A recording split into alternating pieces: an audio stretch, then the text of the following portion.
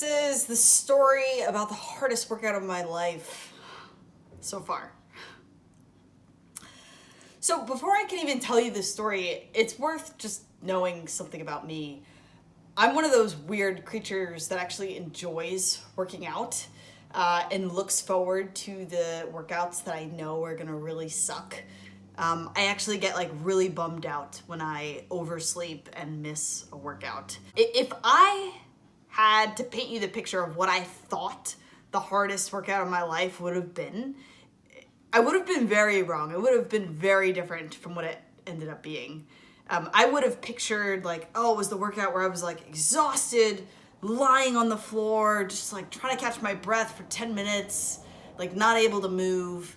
Or I would have thought it was the one where I pushed so hard that maybe I like tore something. And that just wasn't the case, funny enough. The hardest workout was actually the first workout back after I was away for a couple months after I had hurt my back. And that time that I hurt my back, that was the last time I was at the gym before this hardest workout. I remember that I was there and I jumped on the box and it was like time froze. Everything froze. It was as if I could hear the pop happen in my back, even though I know I couldn't have heard it because the music was blasting. But that was the only workout that I ever didn't finish. I hobbled out to my car because I had obviously pinched something, and it took me 5 minutes just to literally open my car door and lower myself so slowly into my driver's seat. Any movement the wrong way was just excruciating. And then after that, I had months away from the gym, which I was supposed to be spending, healing and recovering, resting. And actually, I just ended up going a little bit stir crazy instead, right? My body wouldn't let me sleep. It was as if at the end of the night, my body would be asking me like, hey, didn't we forget to do something today? Wasn't there something else we were gonna do? Weren't we gonna work out a little bit? And I couldn't. So you can imagine the excitement I had, all these expectations I had for my first workout back. I was so excited to get the all clear. I was gonna get back everything that I had lost in those few months away. I was gonna get it all right back in this workout. I was so excited. And then that first workout, that was the only workout that I ever almost considered walking out of, like not from an injury. It was the only one that I almost left. It was pretty early in that workout when it became very apparent to me that this was no longer the body that I knew. I didn't know this body that was showing up for this workout, because I'm used to pushing. I'm used to trying to be the one that like moves the fastest and lifts the heaviest. And all of a sudden I'm there and this body needs to move the slowest and lift the lightest. This body wasn't to be pushed. This body was to be held back. There was just so much that I couldn't do. Is this even a workout if I'm not just like dripping in sweat and collapsed on the floor by the end of it? If not, then what am I doing here? I started tearing up partway through the workout, and in that moment, I was just seriously considering grabbing my stuff and just darting for the door and saying like, I can't do this. This is just too much. And it was at that precise moment, I remember this, it was at that moment that the coach made the stupidest joke about, we were doing lateral single leg hops, and he made like just the silliest joke about like when that single leg hop would actually be used in real life as functional fitness. It was that outrageous that it actually got me to like snap out of it for a second, and like I laughed at him. And in that moment, right, like it just got me out of myself enough that like I was able to get through the rest of the workout.